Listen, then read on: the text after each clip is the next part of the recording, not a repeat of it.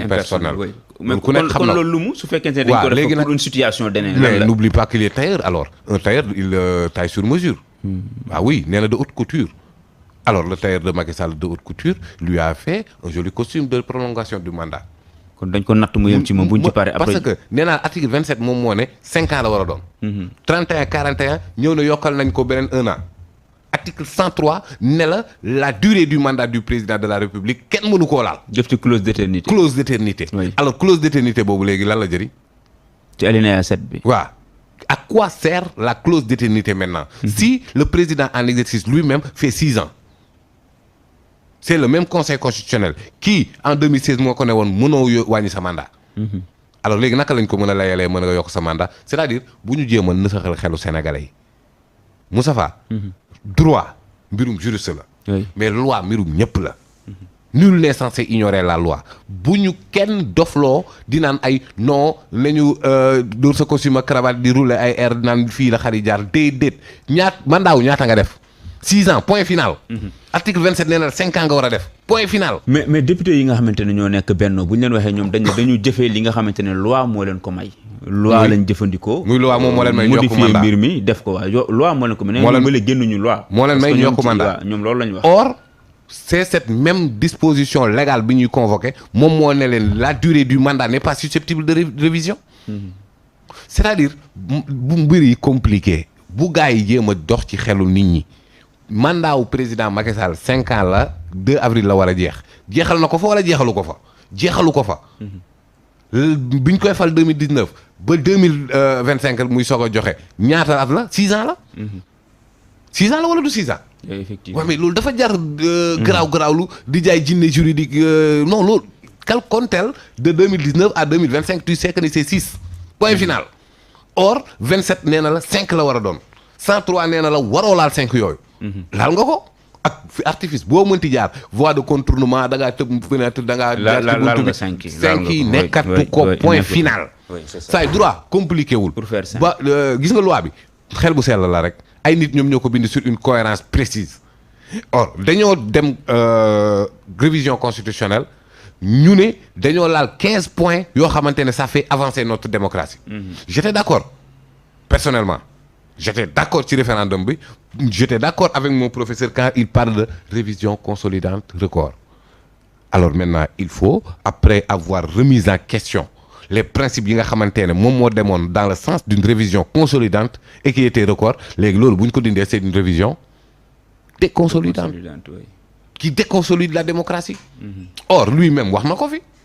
lui le professeur Ismaïla Madior Fall que les élections dañ koy tenir à date échue. Le président Macky Sall a insisté encore une fois. Alors qu'est-ce qui s'est passé et qu'est-ce qui a changé bu ñu acté déjà le report parce que gëm naa ne c'est acté nañu nangu tamit ne au même moment mais vraiment le record de la révision consolidante ne l'est plus.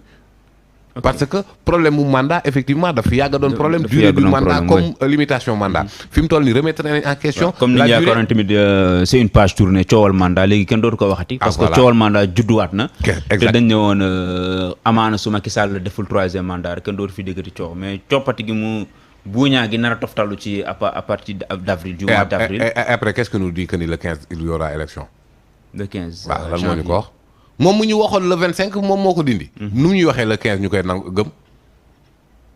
mais loolu nag dina doy waar de Pa Moussa. mais moo la waxoon le 25. bu demul élection le 15 fu ñu jëmati nag. Moussa te lu ma la waxoon le 15 def na ko. waaye yow ki la jox ki la dig ndekki. non ba mu ñu ne ñaari mandat yi def na ñaari mandat nag ne woon na mandat. waaw léegi kon du 2 avril. au 15 décembre noo koy tuddee. Mandoor. non buuñaa la buuñaa. buuñaa donc dafa def 2 mandats ak benn buuñaa. ayca bisimilah dañ dem ci loolu noonu où allons-nous dans ce cas-là où allons-nous bu dee yow da ngay def mais bu boobaa Moustapha Mbaye président de la République du Sénégal il peut s'autoproclamer empereur alors. wut ñaari atu buuñaa yow tamit. waaw soo paree wut say député ñoom ñu coppatil la. mais bokk saa dafa am fit am courage yu taxaw ne léegi man nekkatuma ci République centrafricaine. ñu ngi ci empire centrafricaine et je m'autoproclame empereur. oui waaw moom am na fit am na fulla wax na askanam li mu bëgg a def. mais le président de la République Moustapha Mbaye. qui se donne des bougnats. et qui se cache derrière le président de la République. non Moustapha mais kenn la assemblée affaire barki démb la assemblée voté. oui kon démb ak tey tu t'es réveillé dans un royaume. ah oui on vient de se réveiller dans un royaume. mais loolu nga tudd noonu xam nga forme bi ak yooyu yëpp article 103 bi daf ko tudd mu ne kenn du ko laal. laal na ñëpp durée bi ak yooyu. li article 103 wax ba léegi ñu ngi si république. laal na ñëpp la forme républicaine de l'État république mooy lan la respublica la chose de tous. oui où celui qui dirige dafay maanaam ñi muy diriger ñoo ko mandaté. oui waa qui l'a mandaté le 3 avril personne. donc la respublica la chose de tous devient la chose de quelques-uns. Donc le caractère républicain de l'État saute. La limitation des mandats. Il n'y a plus de mandats. En tout cas lu mu tuuti même bu dee at la ba man mandat fan la ko jëlee la durée du mandat saute. ak lan moo desoon jeex na les clauses d'éternité ne sont plus. ok mais dañu constaté Pape Moussa ne tamit ñi nga xam ne ñooy kujje gi fan yi ñi ngi baagante buntu conseil constitutionnel di yóbbu ay recours. yu ñuy def ay réclamations di attaquer sax laa ko mën a tuddee décret bi nga xam ne président Macky Sall jël na ko loolu ban njeexital la mën a am ci mbir mi. si ça prospère. c'est l'annulation du décret d'abrogation de la convocation du collège électoral. Normalement wax naa la ne la constitution bi moo am ay principes yu contradictoires. Qui est le juge de la constitutionnalité des lois? C'est le conseil constitutionnel. teg bul fàtte ne conseil constitutionnel boobu la ñuy ji ñoom de corruption. alors j'ai entendu mon ex-professeur Ismaïla Madior Fall mu ne am na ay lois yoo xamante ne loolu existé wu.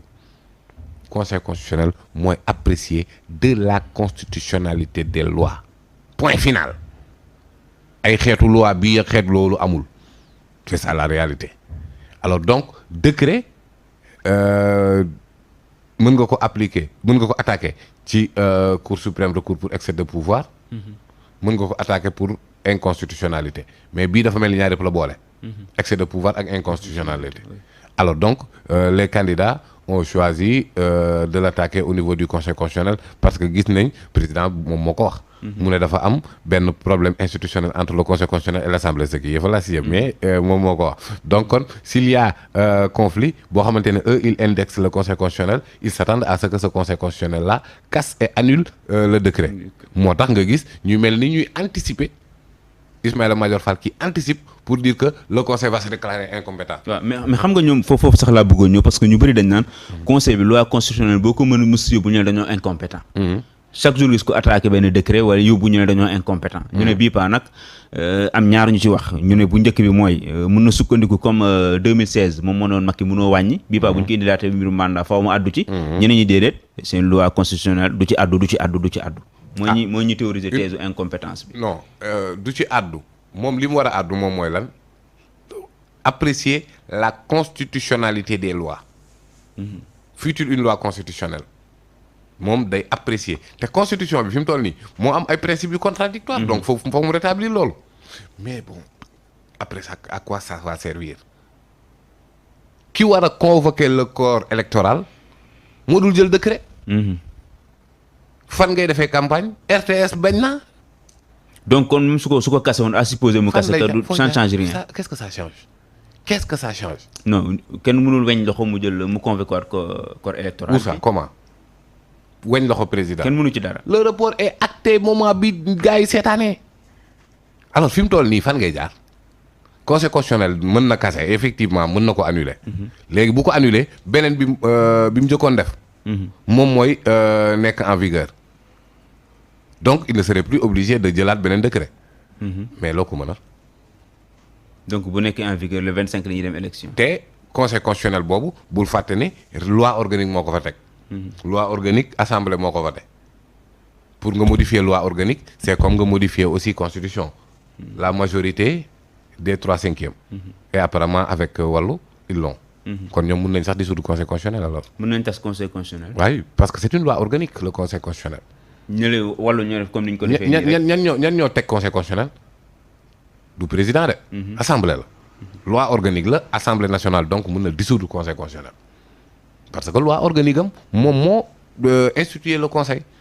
donc bu jëlaatee loi organique de dissoudre le conseil. le conseil léegi bu dissoudre le conseil léegi recours ak fu ñu mujjee. ah très bonne question moo tax ma ne la conseil bi le conseil